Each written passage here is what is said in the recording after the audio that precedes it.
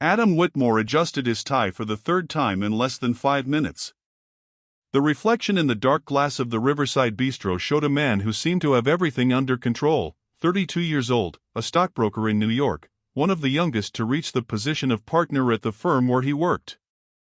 His dark hair, meticulously styled, contrasted with his lightly tanned skin. The wristwatch, Swiss and discreet, was a gift he had given himself after a generous bonus at the end of the last quarter. On the outside, everything about him radiated confidence and success.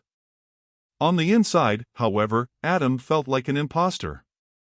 To his younger sister, he just needed to loosen up and stop living between financial reports and corporate dinners. She had insisted so much on this blind date that Adam eventually gave in.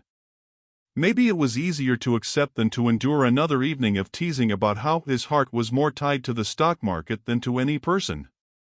And there he was, sitting alone at a table near the window, 15 minutes before the agreed time. Punctuality was a trait he had never managed to shake off, perhaps a reflection of years of discipline on Wall Street, where every second counted and any delay could cost millions. The restaurant was full. Couples laughed at candlelit tables, executives toasted new contracts, tourists discreetly snapped photos of the elegant setting with exposed brick and amber light that made everyone look more attractive than they did under the harsh daylight. Adam, however, didn't blend in. His posture, straight, almost rigid, betrayed the anxiety he was trying to hide. That was when a soft voice interrupted his thoughts. "Adam?" He lifted his eyes, and for a moment, all the noise around him seemed to fade away. The woman standing before him was just past 30.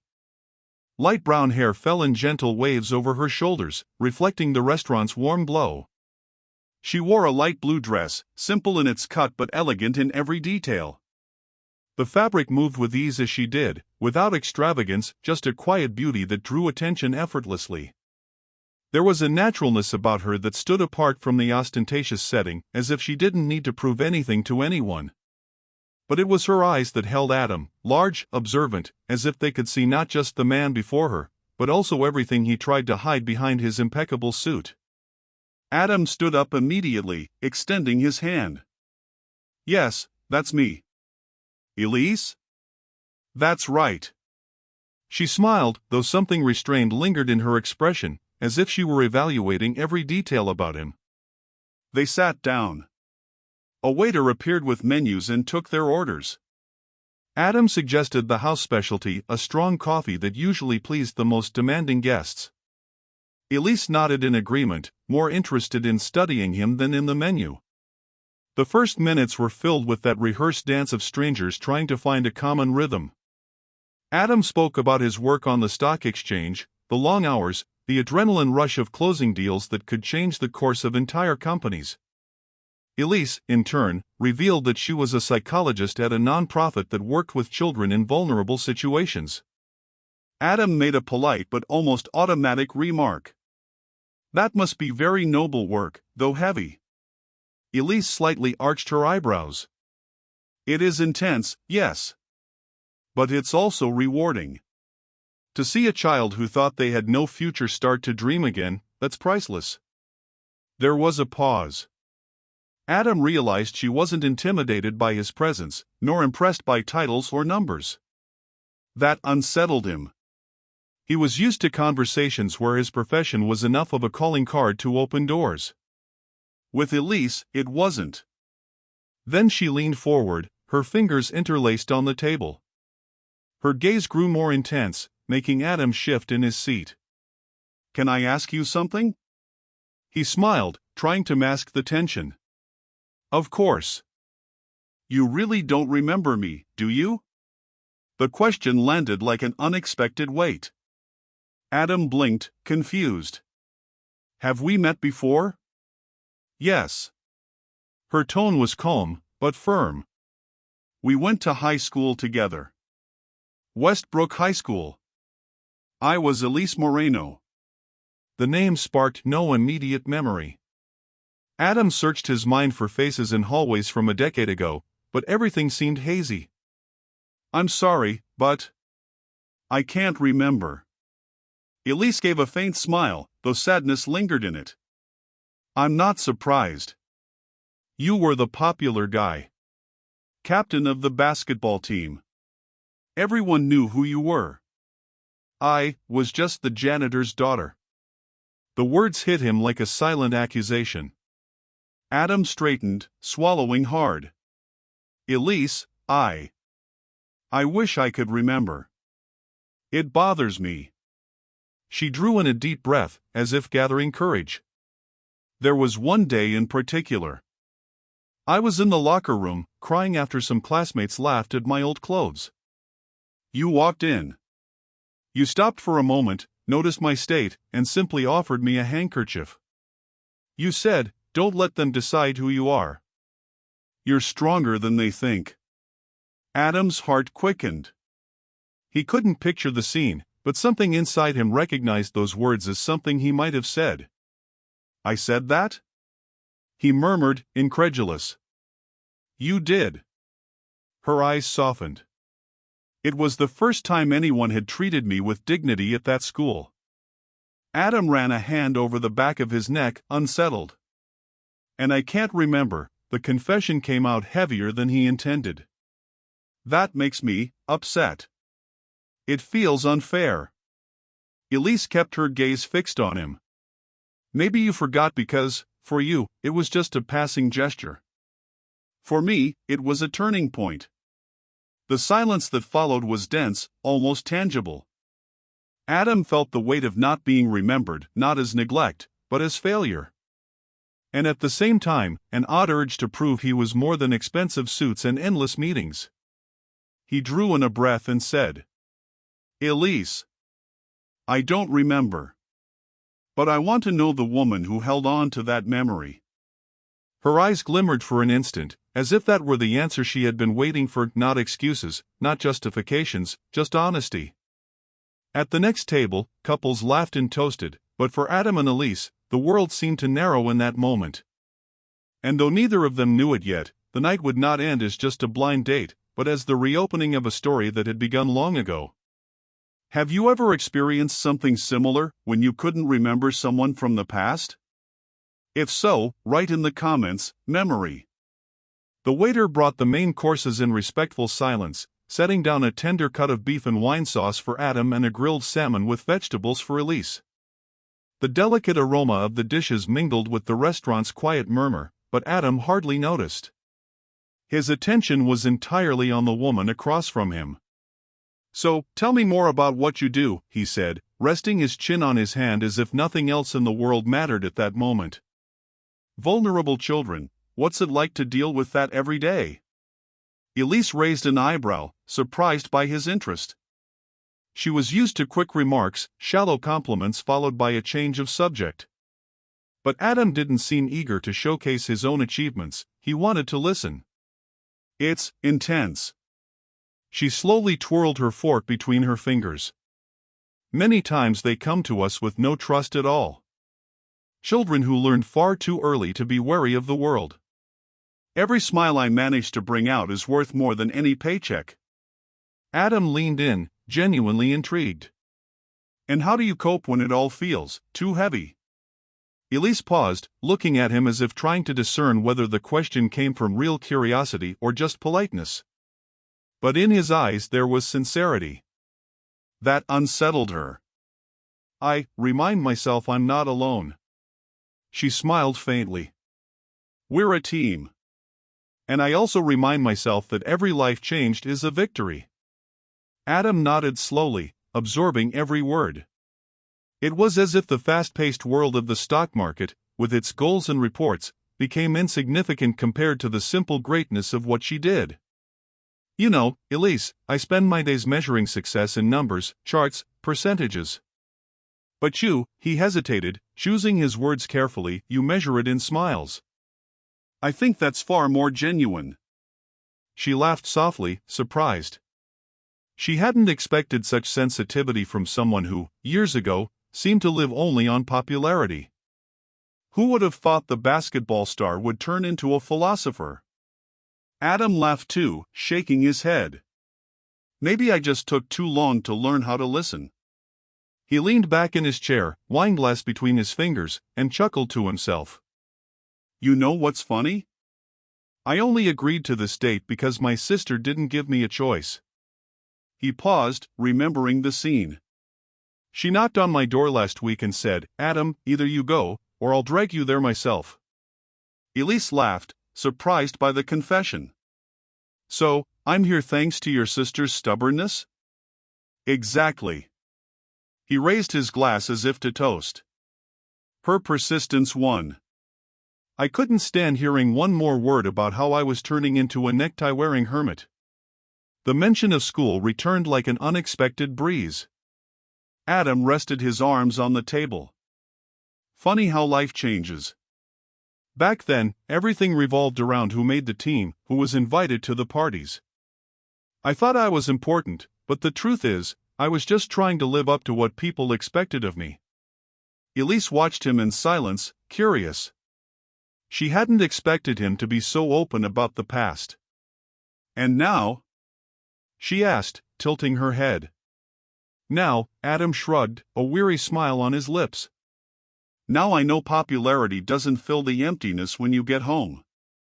I think that's why I'm here, talking to you, and wanting this night to last a little longer." The conversation flowed easily, between sips of wine and unexpected laughter. Adam discovered that Elise loved classical literature, had a cat named Oliver, and collected old thank-you notes from students. Elise, in turn, was surprised to learn that Adam loved to cook on his rare days off and still kept a guitar, though he almost never played it. With each detail revealed, the night seemed to take on new color. When they finished their meals, Adam didn't want it to end. He motioned to the waiter. "How about dessert? The tiramisu here is famous." Elise smiled, shaking her head. "You're just trying to delay the end of dinner, aren't you?" He raised his hands, surrendering. "Guilty. But only because I still want to hear more about you." She pretended to consider, but accepted. The dessert arrived, and they shared the glass between laughter and playful teasing. Elise found it amusing, the almost childlike way Adam tried to stretch every minute. He, on the other hand, felt that it had been a long time since he had allowed himself to simply be. No rush, no clock.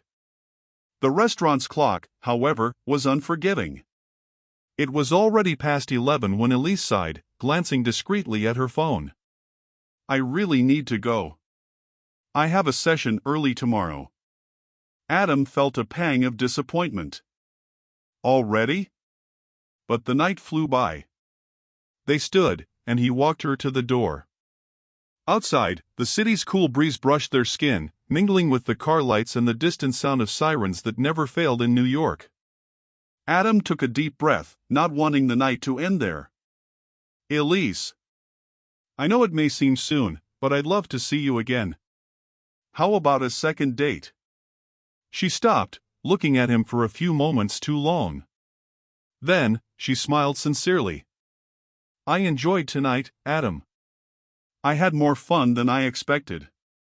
But," she paused, choosing her words carefully, "I'm not sure yet if I want to continue." The words landed heavy in his chest.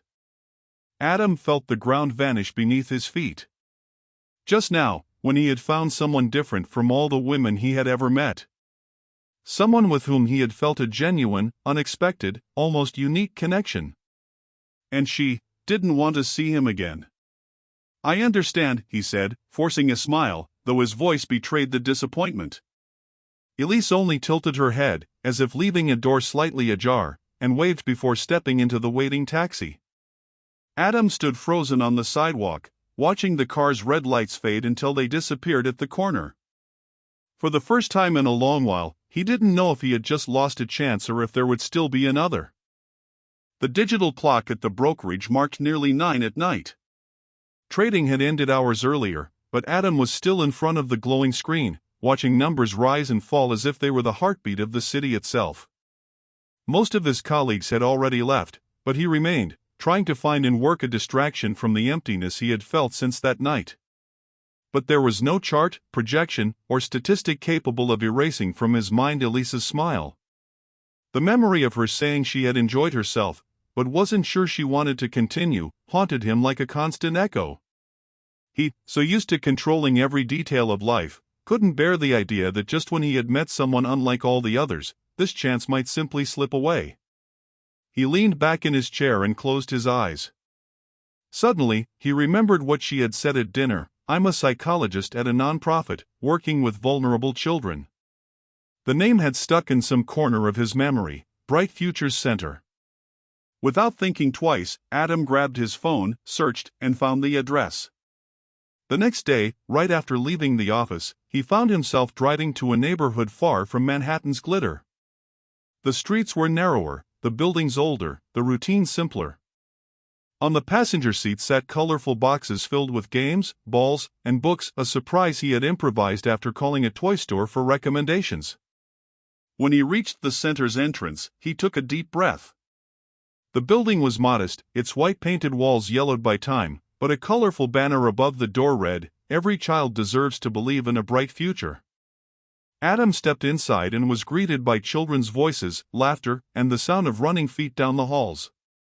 A volunteer quickly approached, curious, and he explained the reason for his visit. Minutes later, Elise appeared. She stopped in the hallway, surprised. "Adam?" He smiled, a little nervous. "I thought it might be interesting to see the place you told me about. I brought some things for the kids.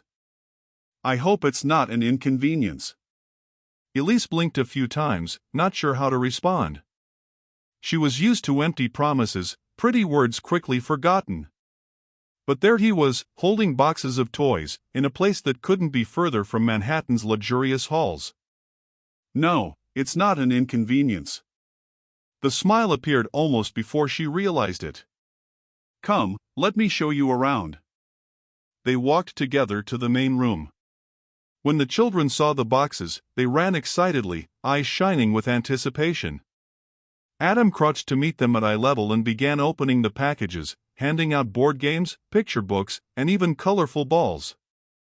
What happened next caught Elise off guard.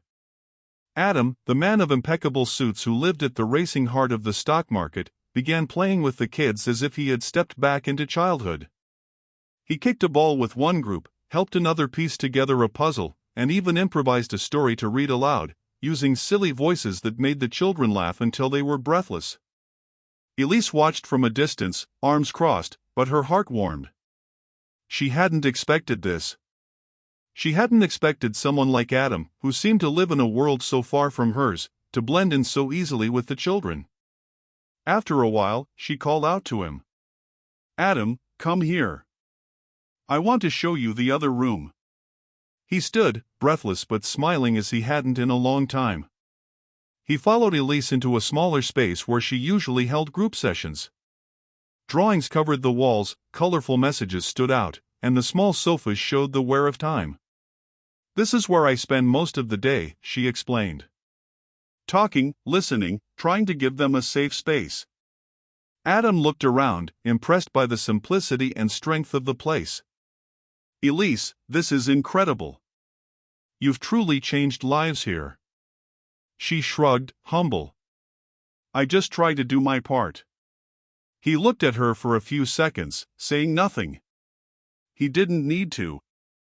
The light in his eyes already revealed he was growing more and more captivated. The rest of the afternoon passed at an unexpected pace. Adam kept interacting with the children, helped organize the new books on the small shelf, and even served snacks alongside Elise. When the clock signaled it was time to wrap up activities, the children said goodbye with hugs, as if they had known him for a long time. One of them, an 8-year-old boy named Malik, held tightly to his hand and said, "You'll come back, right?" Adam felt a lump in his throat. "I will, I promise." Outside, as he walked toward his car, he glanced back and saw Elise at the door, watching him. There was a smile on her face, mixed with something else: surprise, perhaps hope. On the drive home, Adam couldn't stop thinking about the feeling he had experienced there. The children's laughter, Elise's dedication, the way everything seemed so real and so different from the artificial world that surrounded him every day. At that same moment, in her modest apartment, Elise was also thinking about him. She tried to understand why that man, who embodied so much of what she distrusted in the world: luxury, hurry, superficiality, had managed to touch something inside her simply by showing up unannounced, willing to be present. Two worlds so different had crossed paths again. And now, neither of them seemed to want to drift apart. Wall Street buzzed as always. Men and women in suits hurried across the sidewalk, phones pressed to their ears, leather briefcases in hand, as if the world depended on every step they took. That morning's trading had been chaotic, and Adam, as usual, was in the middle of the storm, giving quick orders, analyzing screens filled with charts flashing red and green. Yet even amid the frantic pace, there was something he couldn't push from his mind: Elise. Since the visit to the nonprofit, the children's laughter and her serene gaze lingered in him like a memory both troubling and sweet. He tried to focus on projections and reports, but the truth was, numbers no longer had the same shine they once did. He was reviewing a report when a voice came from behind him. "I hope I'm not disturbing your financial empire." Adam looked up, startled. And there she was. Elise, standing in the brokerage hallway, completely out of place in that environment. She wore a simple navy blue dress and a light coat, her loose hair falling in discreet waves.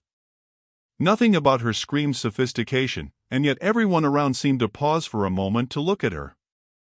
Adam stood immediately, incredulous. "Elise? What are you doing here?" She shrugged, amused. "I decided to step into your territory. After all, you already came to mine." He laughed, still trying to believe she was really there, among dozens of brokers rushing back and forth. "I never imagined I'd see you here." "Then I guess I've already made a good start," she replied, raising an eyebrow. "But I didn't come to talk about stocks or indexes. I wanted to invite you to dinner." Adam blinked a few times, surprised. "Dinner? Now? Tonight?" She gave a faint smile. "But don't think of expensive restaurants. I'll choose the place." He laughed, surrendering. "All right. Where and when?" Hours later, Adam was driving toward Brooklyn, following the directions Elise had texted him. He left behind the upscale zones of fine dining and entered bustling streets with corner bakeries, small markets, and families heading home after work. He stopped in front of a diner lit by a flickering neon sign, Sonny's Diner, since 1958. As he walked in, he was greeted by the comforting aroma of fresh coffee, bacon, and apple pie. The tables were red formica, the floor a black and white checkerboard. An old jukebox played a soft tune from the 80s. Adam couldn't help but smile. The place was simple, but it had a life of its own that no luxury restaurant could ever recreate. Elise was already waiting at one of the tables in the back, near the window. She waved when she saw him, and Adam walked over, feeling a strange lightness. "So this is your favorite restaurant?" he asked, sitting down. "One of them." Elise smiled. "I've been coming here since college. It's simple, cheap, and real. Here no one cares who you are, only whether the coffee is hot and the pie sweet enough."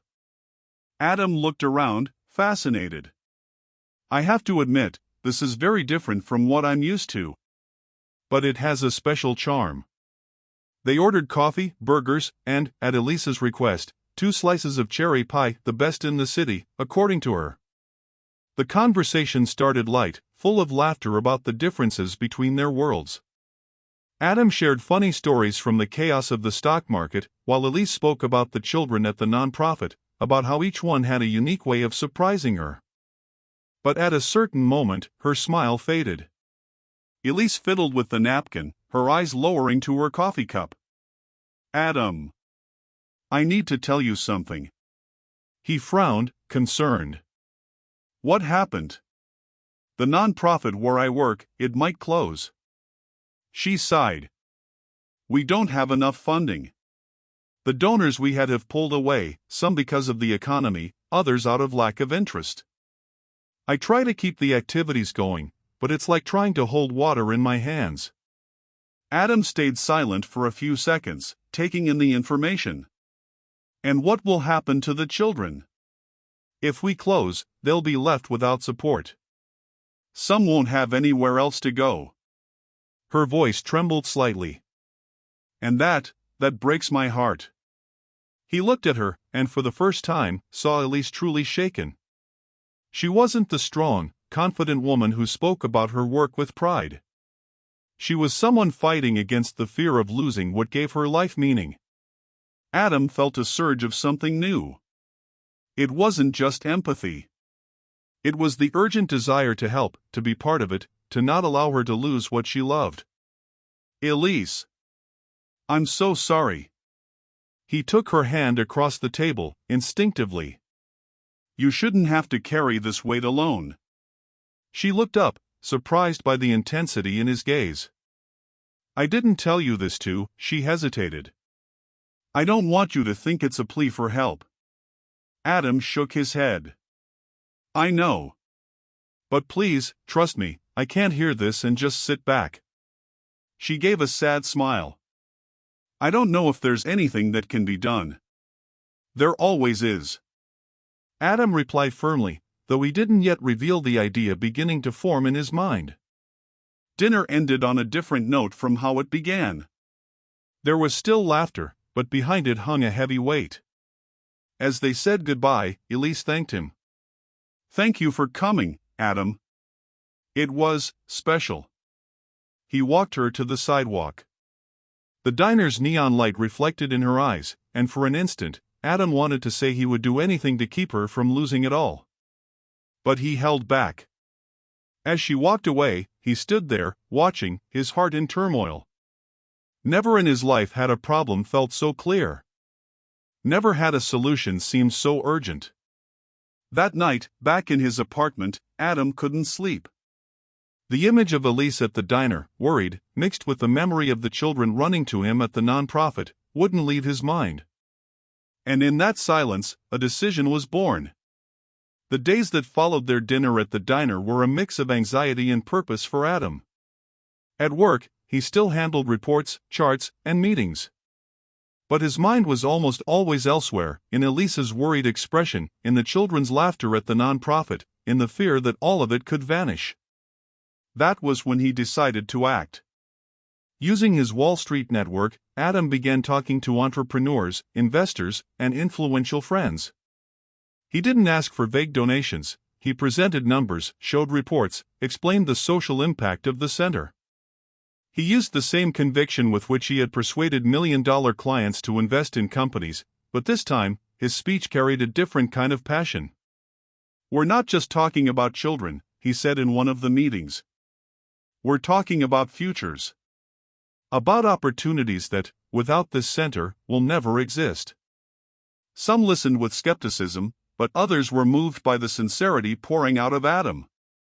Little by little, commitments were made, monthly donations, sponsorships from local businesses, even promises to renovate the nonprofit's facilities. In less than 3 weeks, Adam had secured not only the survival of the Bright Futures Center, but also the expansion of its activities. On the other hand, Elise had no idea about any of this. That afternoon, she entered the center prepared for yet another difficult meeting with the volunteers, where she would have to admit there was no solution. But instead, she was greeted with colorful balloons and children running through the hallways. In the main room, she found a representative from one of the partner companies officially announcing the support package that would guarantee years of operation. "But how?" Elise stammered, incredulous. "Where did all this come from?" That was when she saw Adam leaning against the doorframe, arms crossed and a discreet smile on his face. "Did you really think I'd stay still after that night at the diner?" Elise brought her hand to her mouth, her eyes welling with tears. She stepped closer slowly, as if she couldn't believe what she was seeing. "Adam, you did this?" "I only talked to the right people. The rest is your merit." He shrugged, but his eyes shone. "I just couldn't let you lose something so important." Elise blinked several times, trying to hold back the tears. "But why?" "I don't want you to think that I only got close to you out of interest." Adam held her hands firmly.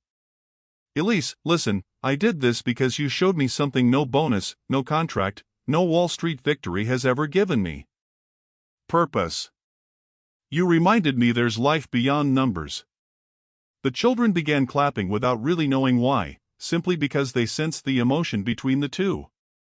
Elise laughed through her tears, looking around, realizing that this place, which had almost closed, now pulsed more alive than ever.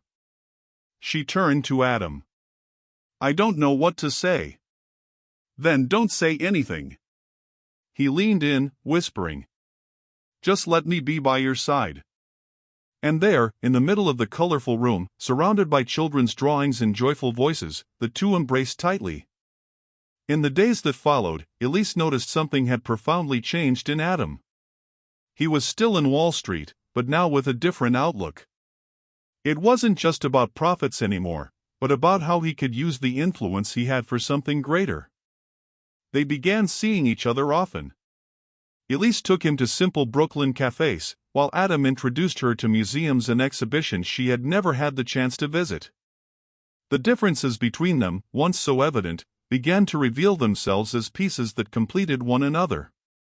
That night, after saying goodbye to the children and being left alone under the old street lamps of the neighborhood, Adam and Elise walked side by side in silence. They didn't need many words. The touch of their intertwined hands and the certainty that, in such different ways, they had reached the same destination was enough. It was as if the universe had arranged that blind date just to remind them that life isn't defined by what we were, but by what we choose to become together. Elise sighed, coming back to the present, and teased Adam. Who would have thought? The popular boy from school and the janitor's daughter. Adam held her hand firmly. Who would have thought a blind date would be anything but blind? She looked at him tenderly. Do you remember that first night? Me saying I wasn't sure if I wanted to continue? I do. He smiled, pulling her closer. And I remember thinking at that moment, if I lose her, I'll regret it forever. And now? Elise asked, resting her forehead against his. Now I know. His voice came out full of certainty. I never want to imagine my life without you again. She smiled, tears almost spilling. Neither do I, Adam. Neither do I. The kiss that sealed those words was soft, yet filled with everything they had built, memories of the past, the discovery of the present, and the promise of a future together. Years later, when they told their story to friends and family, they always laughed at one detail, a blind date that wasn't so blind after all. Elise remembered the school locker room, the offered handkerchief, and the words of encouragement. Adam remembered the dinner at the diner, when he decided he would do whatever it took not to let her go. And both of them knew that, between stock market charts and children's drawings, they had found something neither of them ever expected, a love that transformed. Because sometimes, differences aren't barriers, but bridges that lead us to the right place. If you believe that true love can unite different worlds, write in the comments, true love.